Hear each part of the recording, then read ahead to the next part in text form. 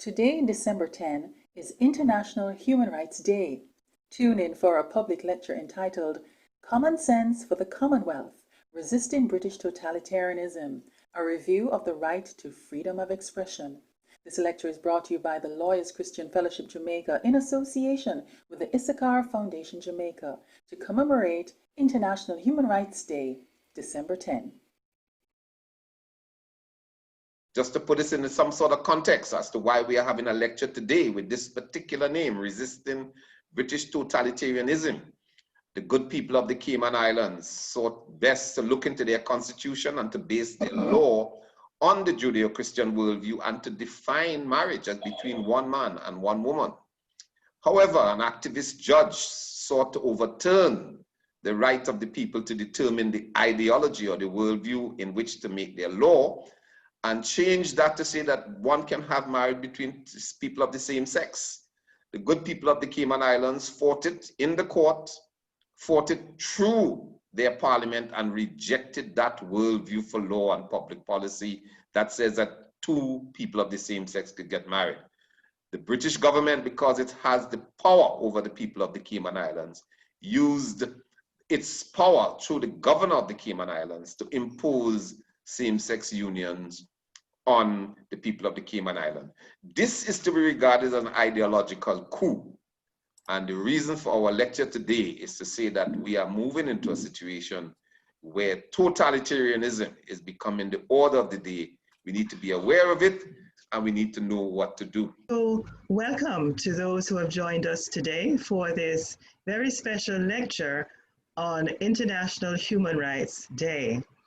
It is being put on by the Lawyers Christian Fellowship Jamaica in association with the Issachar Foundation, and we commemorate International Human Rights Day on Thursday, December 10. And today our lecture is entitled Common Sense for the Commonwealth, Resisting British Totalitarianism, a review of the right to freedom of expression. In a short while, I'll be introducing our guest lecturer, Mr. Roger Kiska, but please allow me first just to indicate a little bit about the Issachar Foundation. The Issachar Foundation is a lecture series. They put on lectures and they have series that provide discussion fora to explore public policy issues and social trends within the context of the Judeo-Christian worldview, which the foundation unabashedly affirm as providing the most sound foundation for nation building and human flourishing for everyone. We take our inspiration from 1 Chronicles 12, verse 32. The men of Issachar and the women of Issachar understood the times and knew what Israel should do. Some of the previous topics explored include the historicity of Jesus, Marcus Garvey and the Christian tradition in Jamaica, science and faith, friends or foes. And since COVID-19, we have migrated online, and today is our fourth virtual lecture. In June, we had a lecture titled Life with COVID, Health, Law and Liberty. In August, we had a lecture titled Black Lives Matter, Emancipation Reflections. And in November, Reformation, Then and Now, the 503rd anniversary of Protestant Reformation. And so it is our privilege to have with us Mr. Roger Kiska, and I will just tell you a little bit about Roger. We are very pleased that he could have found the time to join us. He is currently legal counsel at the Christian Legal Center in London, United Kingdom, through Slovakia.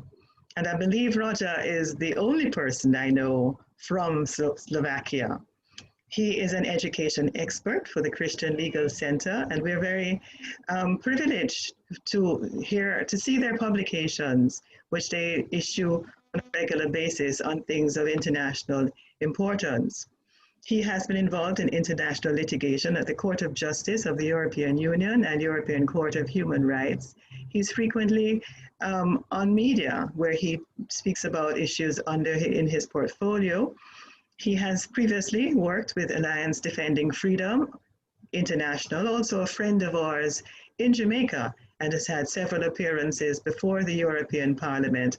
I could go on and on, but our time is very short today.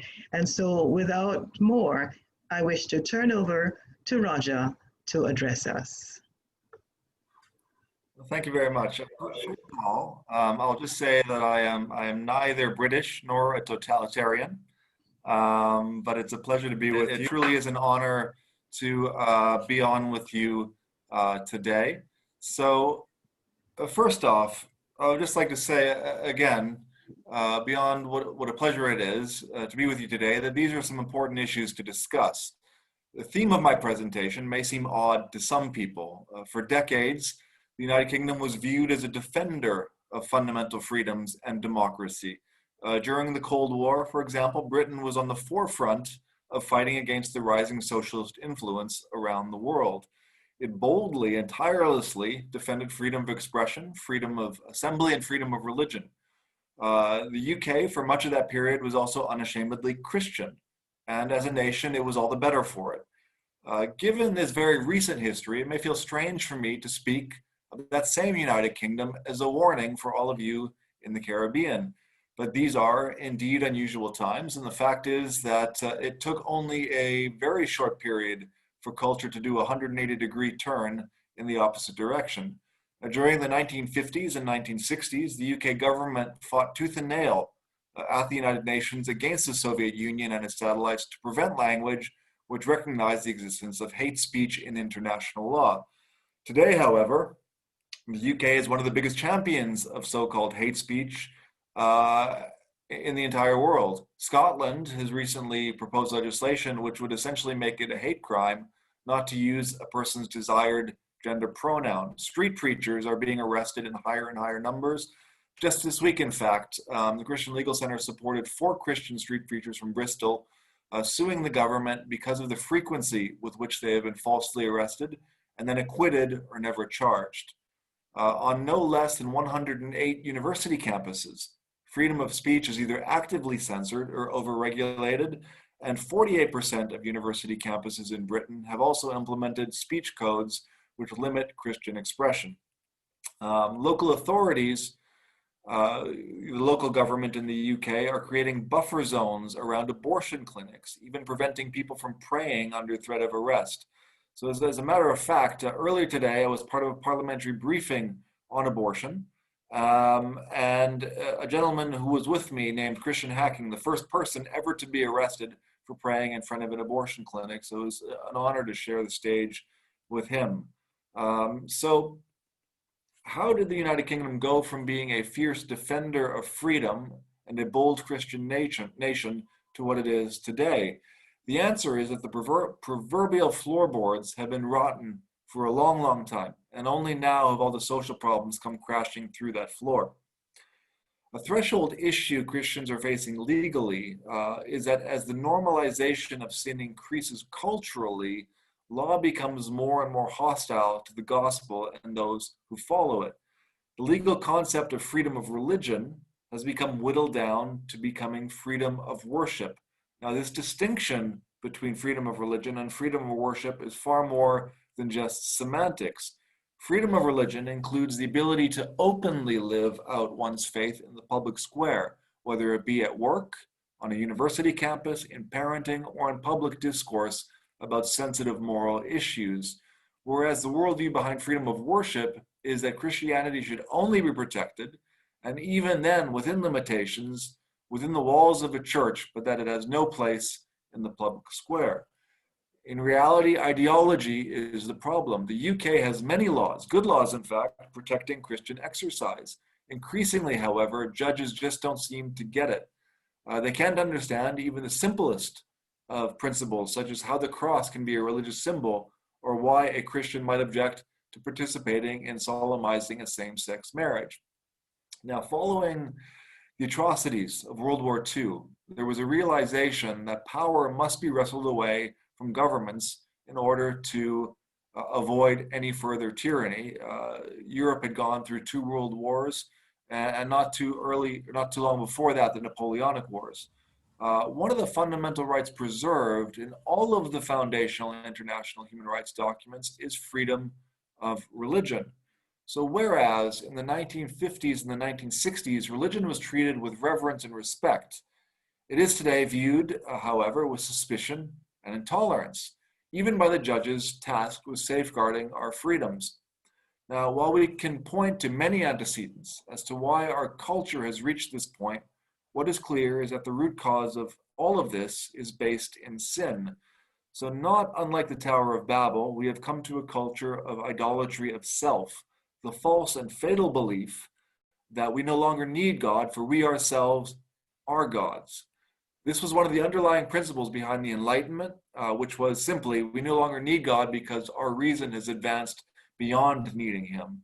So based on these very ideas, in France, I just mentioned the Napoleonic Wars, during the French Revolution, which preceded those wars, at the end of the 18th century, the church was suppressed, as was the Catholic monarchy. Church property was nationalized, 30,000 priests were exiled, and hundreds more were killed. In October 1793, the Christian calendar was in fact replaced with a calendar which focused on holidays representing the revolution and its principles. So you see the kind of the deity of the state. A cult of reason emerged, which praised atheism over Christianity, and moral religion also developed under what was known as the cult of the supreme being. So the so-called supreme being was to usurp the Christian God, leaving man to govern his own behavior without fear of hell or promise of salvation. So while the principles that spilled into chaos and violence in France never quite took hold the same way in the United Kingdom, much of that same philosophy became popularized, and reason and the so-called rights of man were raised above God and Christianity. So in other words, government became the giver of rights and not God. Then in the early 20th century, a figure rose out of Mussolini's Italy, which would change the Western world forever. His name was Antonio Gramsci. Gramsci became the father of cultural Marxism. Now, cultural Marxism differs from classical Marxism in that it departs from Karl Marx's economic determinism. Cultural Marxism doesn't have a lot to do with economics. It has everything to do with culture.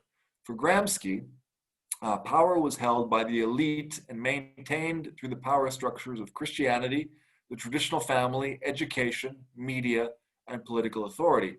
Gramsci believed that to create a truly equal state, these structures had to be infiltrated and replaced by alternative voices.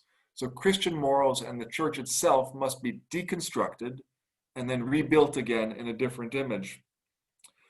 So Gramsci's influence rose among the university class in the Western world in the 1950s and the 1960s, and cultural Marxism gave birth to what we now know as the sexual revolution. And in turn, the sexual revolution gave birth to much of what we see today: sexual liberality, LGBT campaigning, transgender ideology, and the belief that how one self-identifies is more determinative of gender than biological sex. Jeremy Bentham and his utilitarian philosophy also took root. He believed that our actions should be gauged with the philosophic calculus. So life has value so long as we can maximize pleasure and minimize pain. So any concept of the common good fell out of favor and fell to individual indulgence. So the humanists certainly had played a role. Their belief was that religion, particularly Christianity, has no place in society, and that moral Christian views should be disregarded, even if they are based in secular truths or give voice to secular truth, just because they are Christian. I would say so too, sadly, has the church. The church should never, ever capitulate to culture. And it has capitulated to culture largely in the UK. Christ transcends culture. Christian love means far more than tolerance. So sometimes Christian love means flipping over the tables of the money changers in front of the temple. As a culture, we now care more about our rights than our responsibilities. We have hijacked rights language to give free license to any number of life choices which are contrary to God's plan. We have turned away from Christ and created a world made in our own sinful image, which we now worship and enshrine through the law.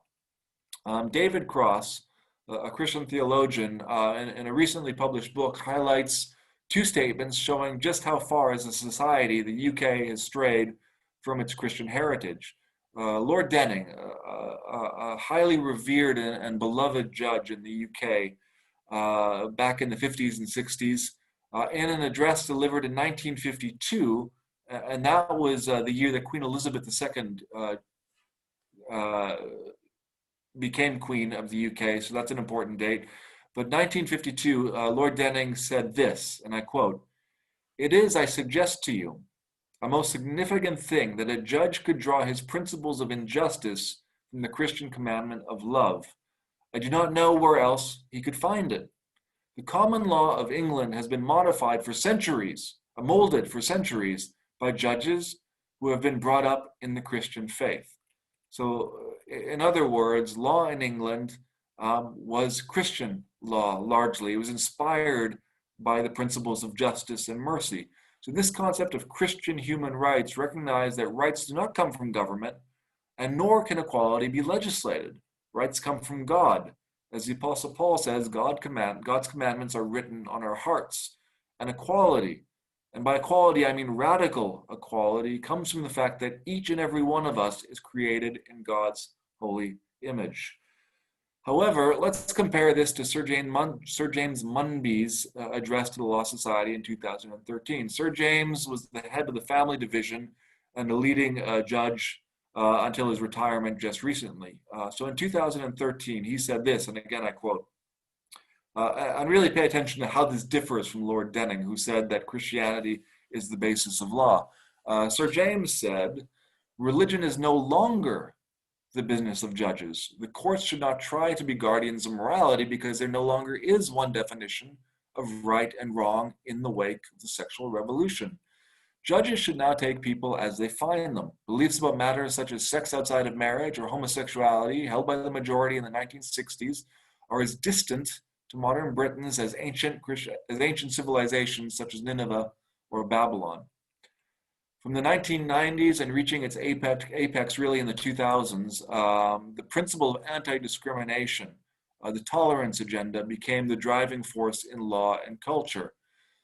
Inspired largely by cultural Marxist principles, which nowadays are going under new names like intersectionality or identity politics, equality law now seeks to define people by the things that make them different, rather than celebrating what makes us the same. It tribalizes people, giving them worth based on their minority characteristics. And just as Antonio Gramsci had dreamed, the new European culture became defined by lifting up those who had felt marginalized in earlier generations. Minorities like those who identify as LGBT or transgender became publicly identified as the victim class. Biblical Christianity, however, became viewed as the victimizer. So Christians who defend biblical sexual morality are all of a sudden painted in culture through the media and in film and television as backwards, intolerant, and hateful. Now think about it. Think about when was the last time you saw a Western TV show or film that had a positive portrayal of a Christian figure? The portrayal of Christianity as a positive culture has largely been abandoned. Even churches stopped standing up for themselves, many of them embracing the new cultural norms. And in seemingly no time at all, being a Christian in the United Kingdom became a very difficult thing to be indeed. So one of the chief problems facing Christians in the UK, and the chief focus of my talk today, is the punishment of speech which culture no longer finds acceptable. As a ministry dedicated to the promotion and defense of the gospel, the Christian Legal Center has increasingly been concerned with the implications for freedom of speech that have resulted from so-called hate speech laws. Now, however, before I turn to these implications, it's first worth considering what hate speech actually is. And the fact is, nobody knows, and that is a large part of the problem. The words of the great philosopher Humpty Dumpty seem to be very relevant to the discussion. When I use a word, Humpty Dumpty said in a rather scornful tone, it means just what I choose it to mean, neither more nor less. The question is, said Alice, whether you can make words mean so many different things. The question is, said Humpty Dumpty, which is to be the master? That's all. Indeed, hate speech appears to mean just what people choose it to mean, neither more nor less. a fairly recent fact sheet produced by the European Court of Human Rights, the highest court in Europe, admits that there is no universally accepted definition of hate speech.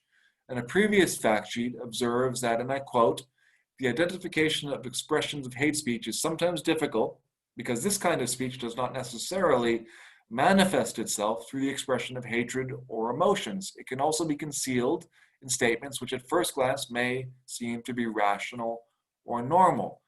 So according to the fact sheet intended to simplify and explain the law, hate speech is A, without definition, B, difficult to identify, and C, can sometimes appear rational and normal. Is this really something we want to criminalize? Regrettably, such confusion over terms abounds. In the case of Vedland v. Sweden, a European Court of Human Rights court case, the court held that in that case, while the particular speech in question did not directly recommend individuals to commit hateful acts, the comments were nevertheless serious and prejudicial allegations. The court further stated that attacks on persons can be committed by insulting, holding up to ridicule, or slandering specific groups of the population, and that speech used in an irresponsible manner may not be worthy of protection.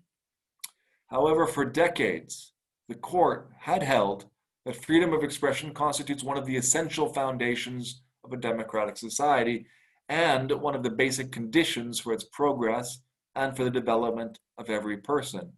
It has time and time again held that freedom of expression is applicable not only to information or ideas that are favorably received or regarded as inoffensive or as a matter of indifference, but also those that offend, shock, and disturb. It wouldn't be any freedom at all if we could only say what other people agreed with and didn't find offensive. So I would really ask, who among us would be confident in placing certain expressions in the protected category on the basis that there is a fundamental right to use speech which offends, shocks, and disturbs, and place other expressions in the criminal category on the basis that such speech is serious and prejudicial?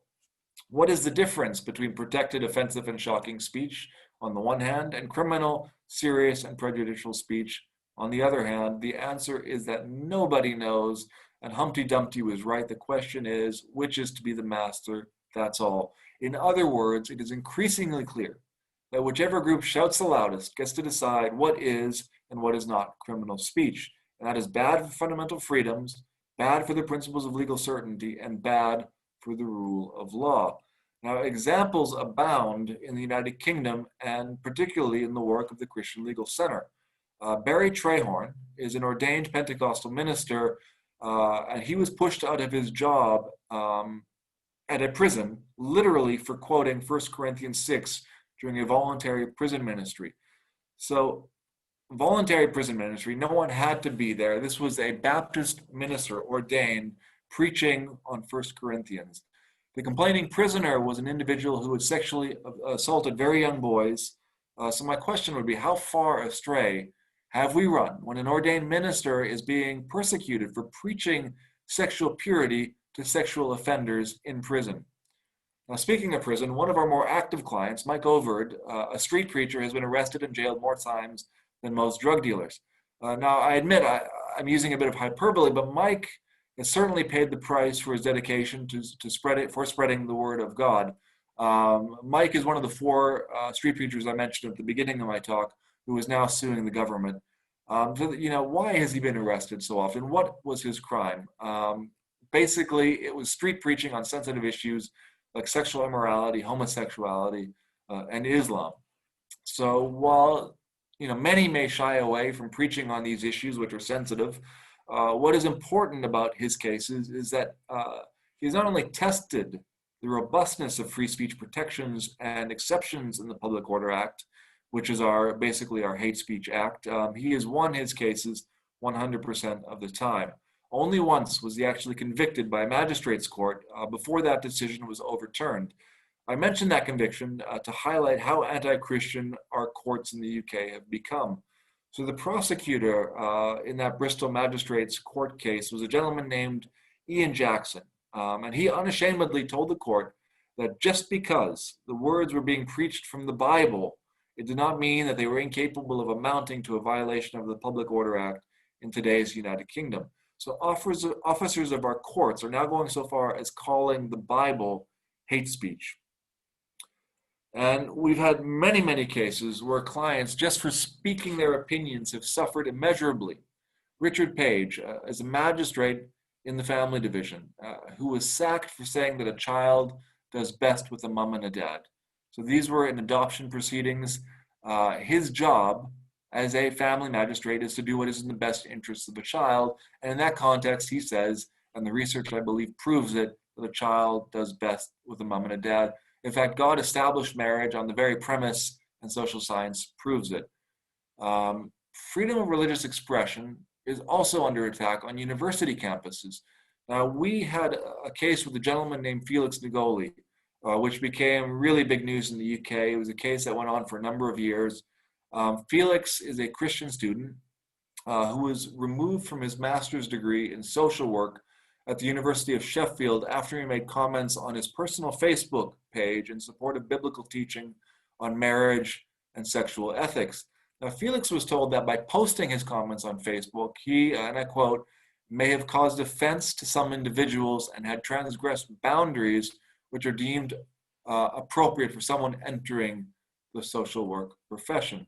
So I would suggest that this case represents an egregious incidence of viewpoint discrimination, whereby Felix was disciplined not for the subject matter he addressed, but for the side he took in the debate.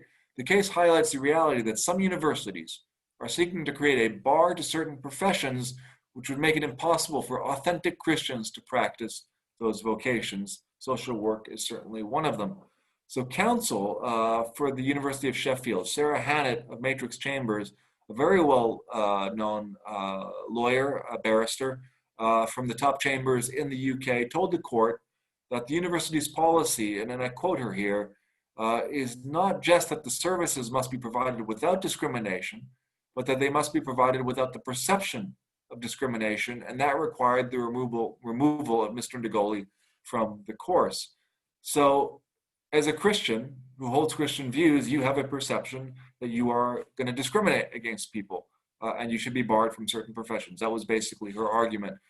She denied that there was a nexus between his sharing his opinion on biblical marriage and his Christian faith, yet nonetheless argued that Felix was removed not for what he said, but the manner in which he said it. Now that really is a distinction without a difference. The genuineness of this argument also smacks of dubiousness, as no students from the University of Sheffield who have used their Facebook pages to promote social views which the university agrees with, including on issues involving sexual orientation, have ever been punished for those views, let alone removed from his university course.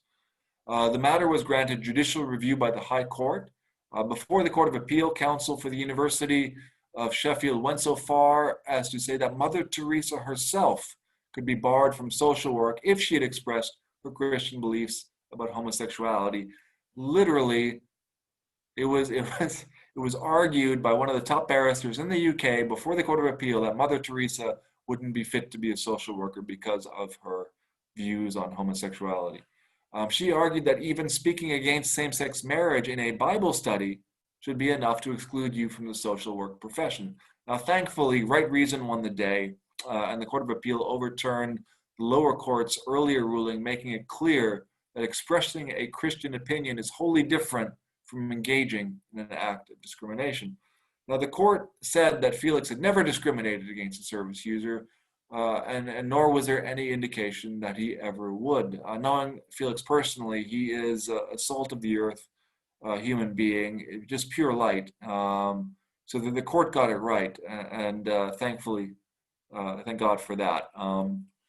The case stands for a very fundamental principle, and that is that Christians enjoy the same freedoms to express their opinions as everyone else in the public square without fear of being expelled from their profession of choice or otherwise punished.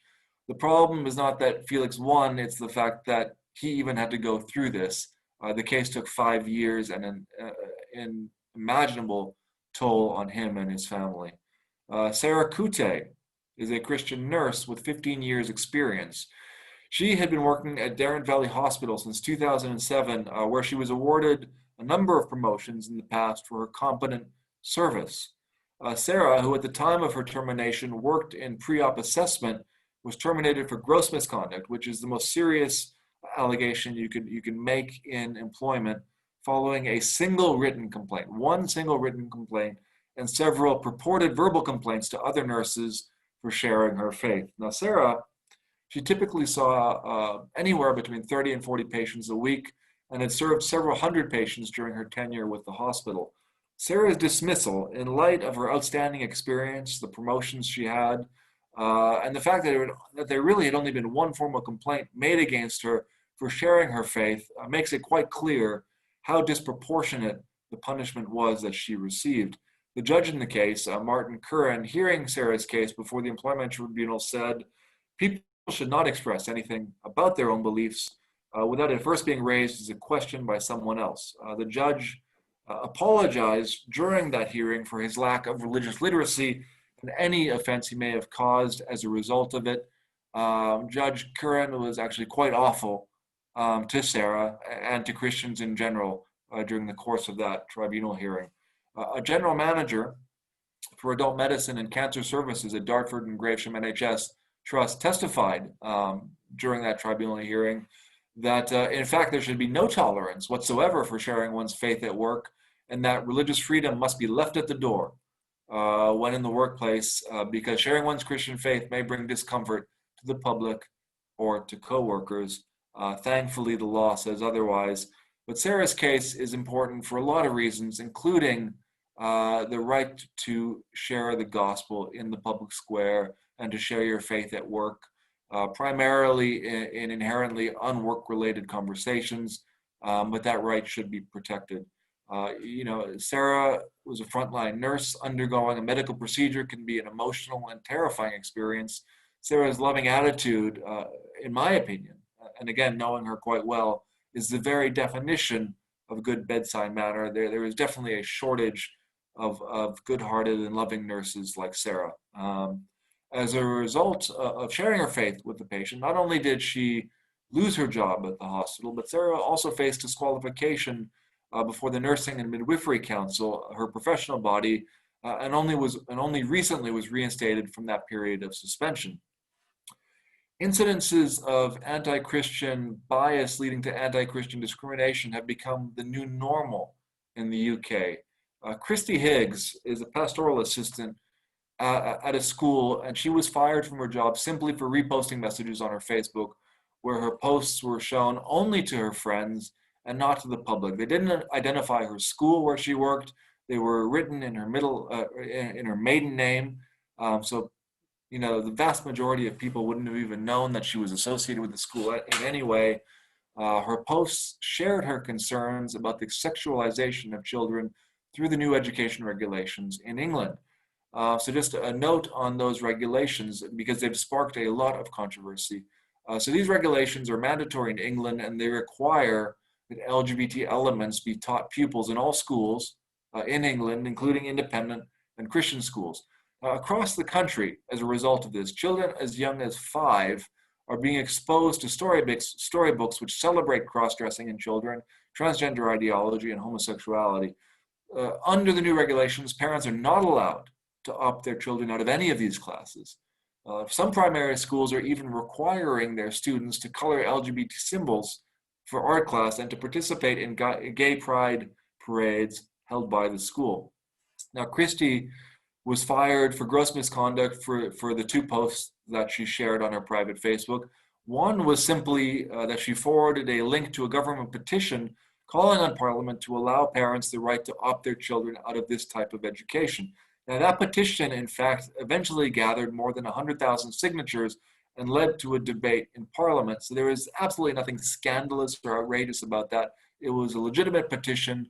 It was a government petition, and it led to a parliamentary debate on the topic.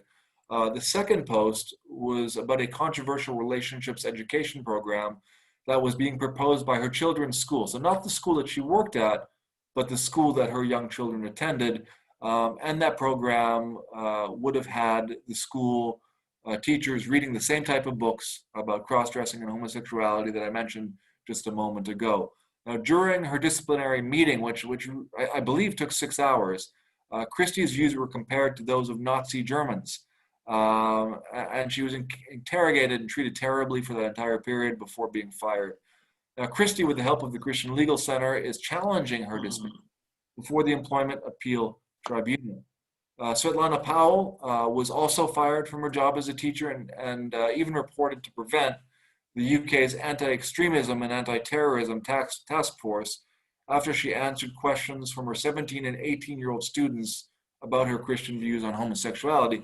So these weren't young, impressionable students. These were basically adults that she was answering. They were asking the questions in the first place. She was merely expressing views in reply to those questions. She told her students that she, as a Christian, believed that homosexual acts were sinful, according to the Bible, but that we all sin. She also told the students that God loves her.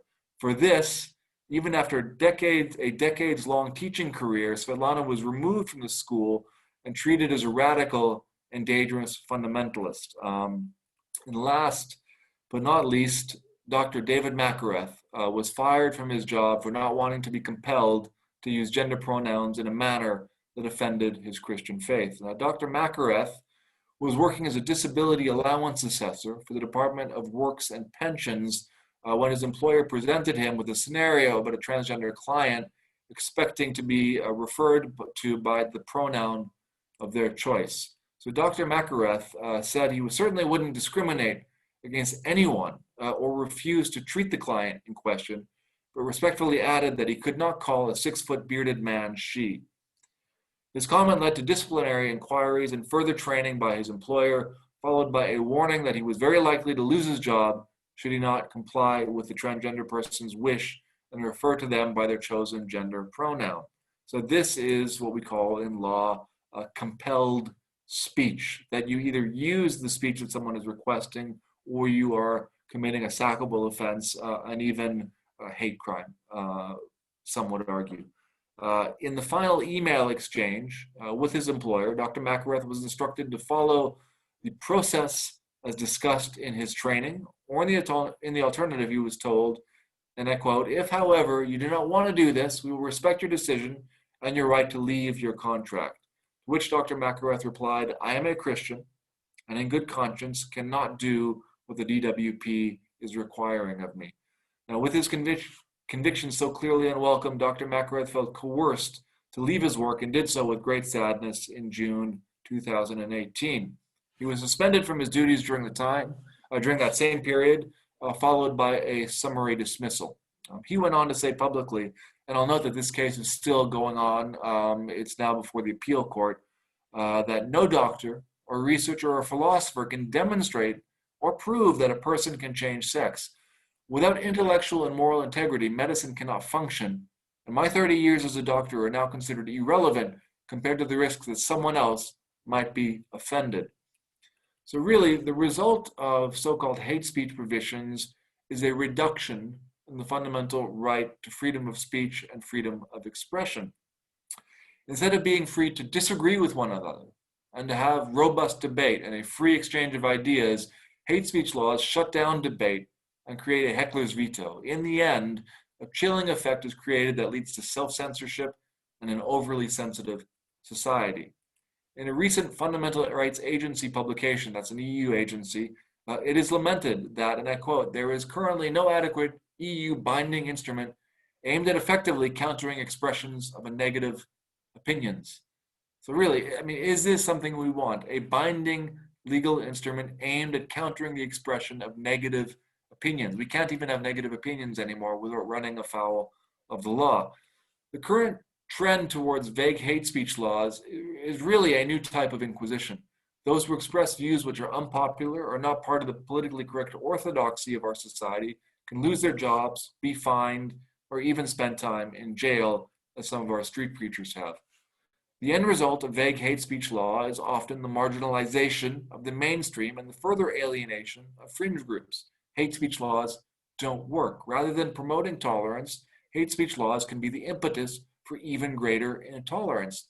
The fact is that whether polite society wishes to admit it or not, there is a very real problem facing Christians who hold sincere biblical beliefs in the United Kingdom. Last year alone, the Christian Legal Center, gave advice to nearly 900 Christians who face some kind of detriment directly related to their Christian faith. Now that 900 is representative of many, many more Christians who either faced that detriment without challenge or sought advice elsewhere. Now I would suggest that 900 people in a year alone, and again, that's not the real number is much higher than that, but that is an egregiously high number of Christians who have suffered just because of their faith in the UK. Even really in the 3 short years that I've worked with Christian Concern, there's been a remarkable uptick in people seeking assistance in cases which the Christian Legal Center now has supported. Intolerance and discrimination of Christians who are serious about their faith has gone from being an occasional occurrence to being the new normal. Employers, law enforcement, schools, universities, local authorities, and even our courts have evidenced a remarkable lack of religious illiteracy fed by societal prejudices against Christians, which have gone unchallenged for far too long. To close my presentation, I would just encourage you with scripture. As Deuteronomy reminds us, and this is my favorite verse from scripture, it always has been, that we should not be afraid nor dismayed, for the Lord goes before us and prepares the way. So I urge you, be courageous and be brave. It would have been unthinkable a generation ago in the UK and so many other Western nations that they could become so hostile towards Christianity and towards Christians. It would have also been unthinkable that Christian views, which were seen as being mainstream and respectable only 20 years ago, could now be challenged as being hateful. Now, these same forces at work in the UK are also at work around the world. These efforts are nothing less than ideological colonialism.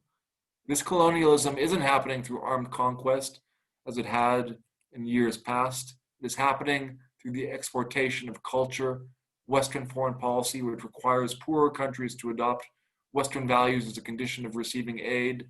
It is also happening through moral signaling and moral shaming.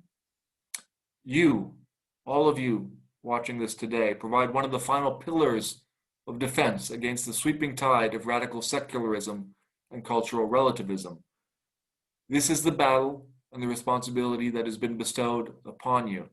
Keep your churches strong, active, and vocal. We failed to do so in the UK. This is key. Guard biblical doctrine and truth jealously. Don't allow yourselves to be shamed or shouted down. You can already see that the battle is coming to your shores. The ideology is already present in your universities. People are also increasingly self-censoring their Christian views in their workplace. And court cases challenging Christian sexual morality and the very integrity of the traditional family are popping up in each of your national courts. Personally, I'll be praying for you. Professionally, we at the Christian Legal Center and Christian Concern are here for you. We stand beside you and we will fight with you and for you. God bless you. Thank you. Thank you very much, Roger. That was a lot to think about, and we know that you are fighting those battles in court every day, and that you have been traveling around the world, educating people and sensitizing the church concerning what is happening in Britain.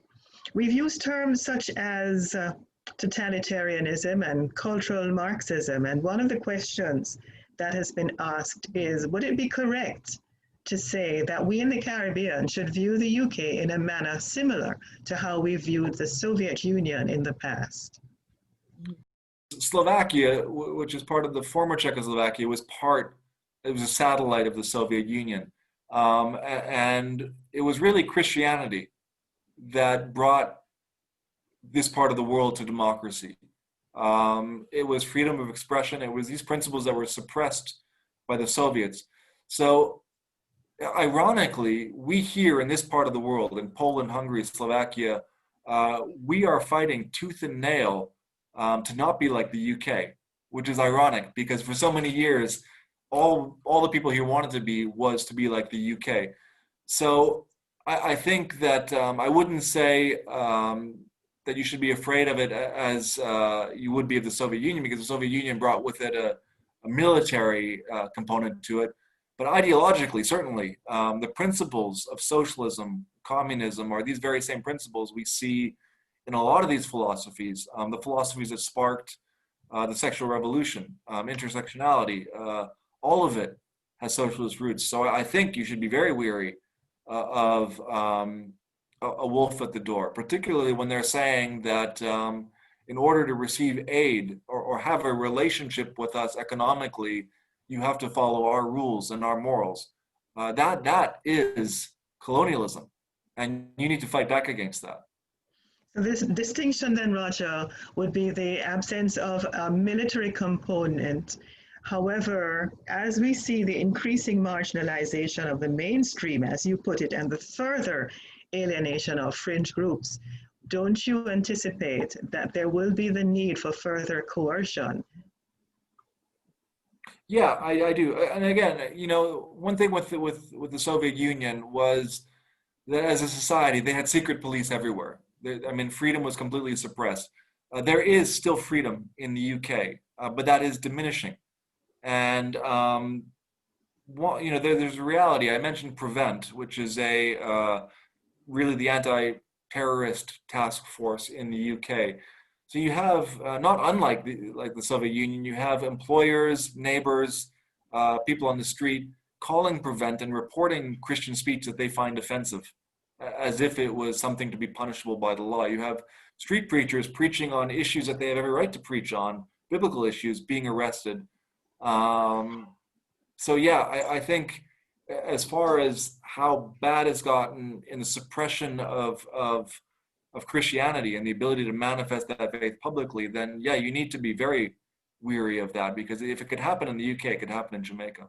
Yes, I'm going to ask persons who are participating in this on this platform to just post your questions in the chat, and we'll present them to Roger. We don't have a lot of time, so another question is, what about the children? What about the children?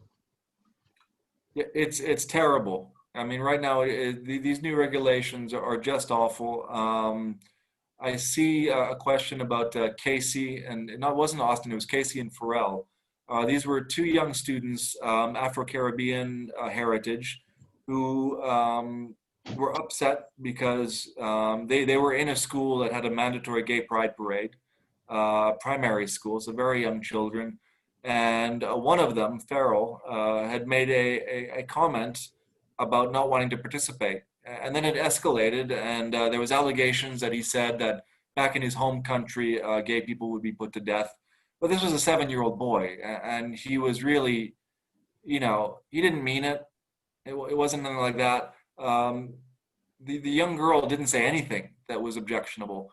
Yet these students were removed from the class, held in isolation for a number of hours, separated from each other, and then suspended for, I think it was 5 days. It was an incredibly horrific suspension for children just being children. And the school really pushed them out. So, you know, there was rumors that when they returned, that the head teacher had told the students beforehand that don't you be nice to these children, or else you'll get in trouble yourselves. And after a matter of days, they both of them moved out of the school onto other schools. So we're seeing kids being punished for having any objection to learning stuff about LGBT, and LGBTism is becoming the new orthodoxy in our schools, and it's now mandatory. Yes, Roger, we have a question here. When we ask about the UK, are we placing the political leadership and the judiciary in the same basket? We know that there's a lot of concern about judicial activism. Well, are they just the judiciary an extension of the political branch? I would say that the judiciary is separate from the political branch. A lot of them came in under Tony Blair. A lot of them attended the same universities, Cambridge and Oxford, which were at that time in the 60s and 70s. Really, that's where cultural Marxism and deconstructionism and all these things I've been talking about were at their high point in the universities. So each of these judges was weaned on that philosophy, and it shows in their judicial philosophy. They are activists because that's all they know from their university days. That's all their colleagues know. And in fact, to be a judge who wants to step away from that, you know, who feels compelled in a given case to step away from that, has to think about his reputation. And I think that is no longer a democracy when that's the case. The political class it's a different animal.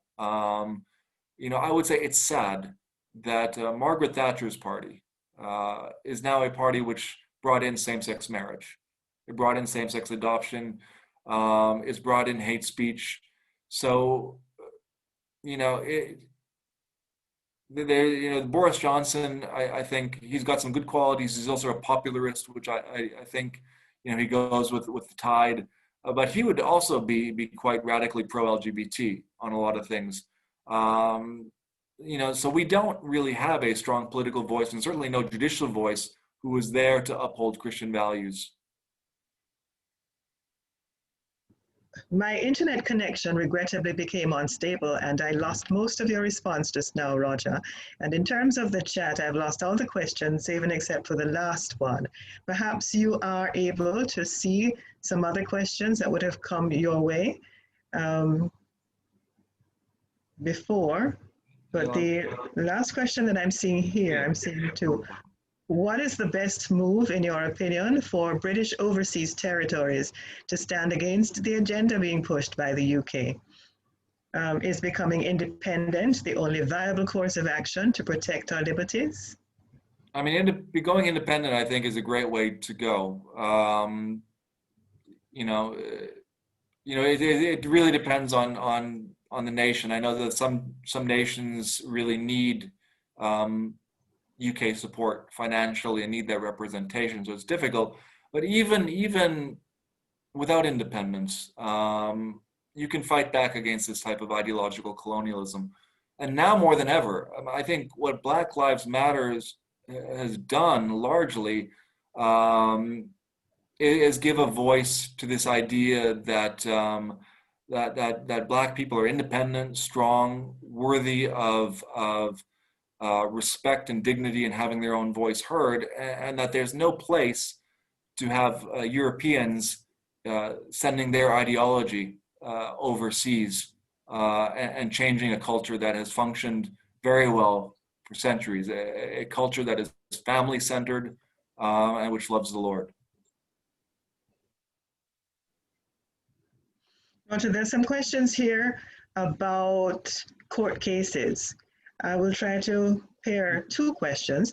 There's one that says, currently, for some cases in Jamaica, taken to the Court of Appeal, going to England, recently a case related to homosexuality was taken to the US, and here's a question. Can the US and England reverse the outcome of trials? I think there's our, well,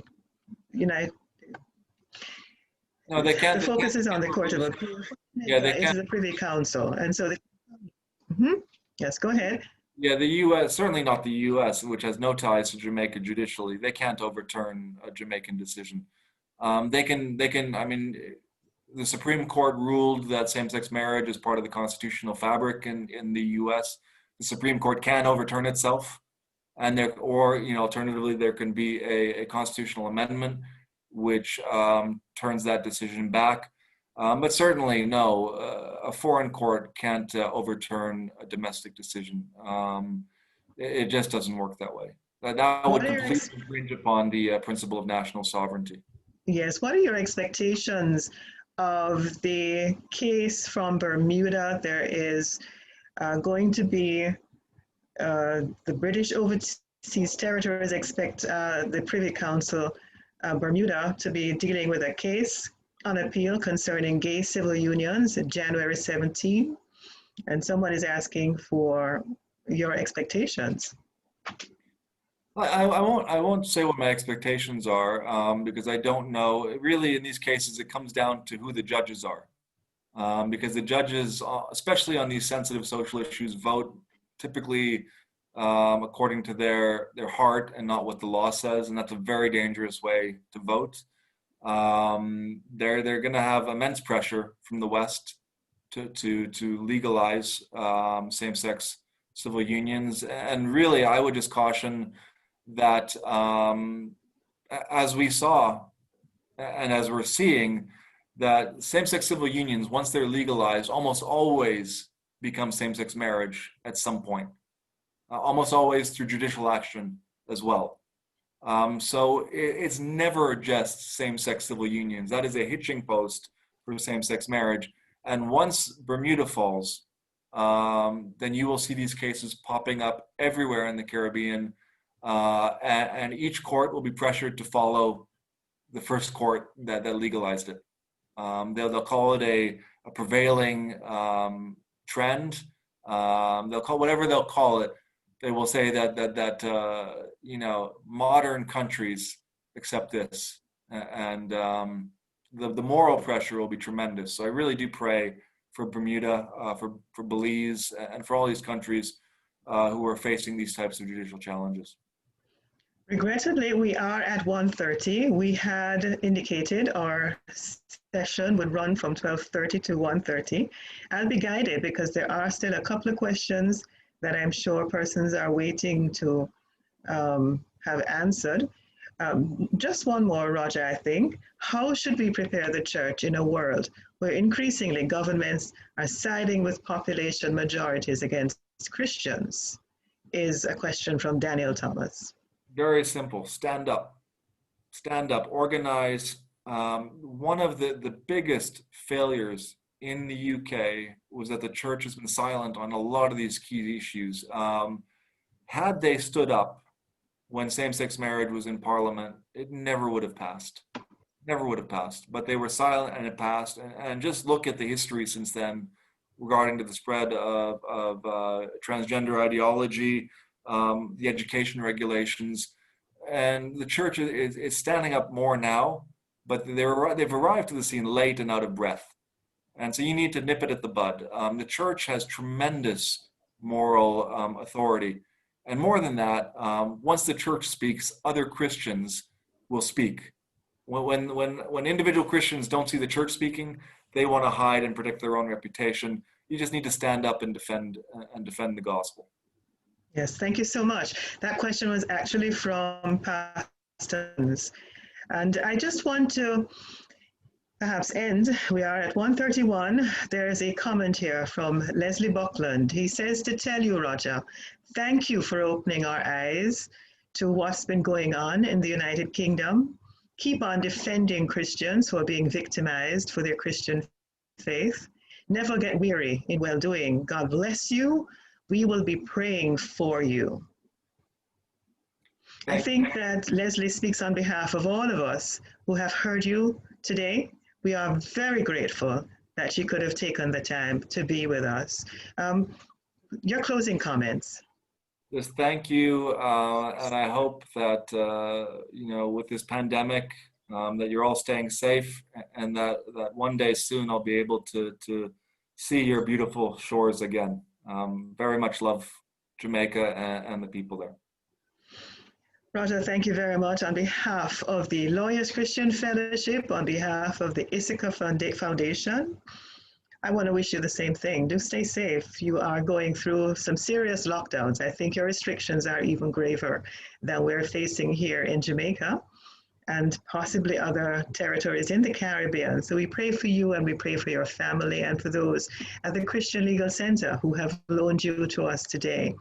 We consider you family, although you are from Slovakia, but we work on your accent and we're very grateful for today. We look forward to hearing more from you, and we will certainly be following your work as you continue to appear in court.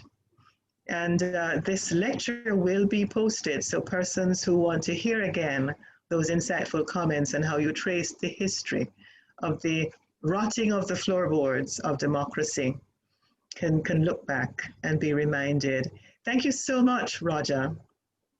And thanks to all who have joined us here today. And we look forward to you continuing to support the Issachar Foundation and the Lawyers Christian Fellowship with your presence and your prayers. So for today, we wish you A good day. Enjoy the rest of the day, and thank you for joining us.